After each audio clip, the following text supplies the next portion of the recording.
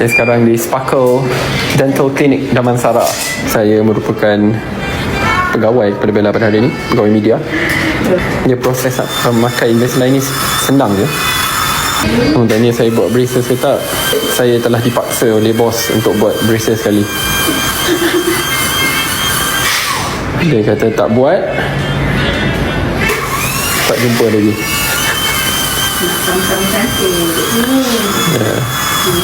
Dia cakap braces sakit, tak sakit. Bella ni dah lah takut sakit. Dia sakit hati je boleh terima, tapi sakit sikit ni dia tak boleh.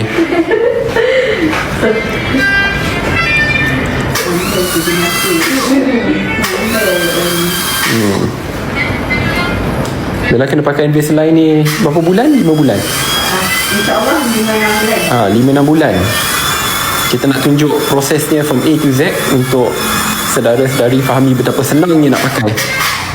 Dia bukan macam pakai braces yang besi-besi tu, yang kadang-kadang sakit, kurang selesa dan ya, it's quite obvious lah.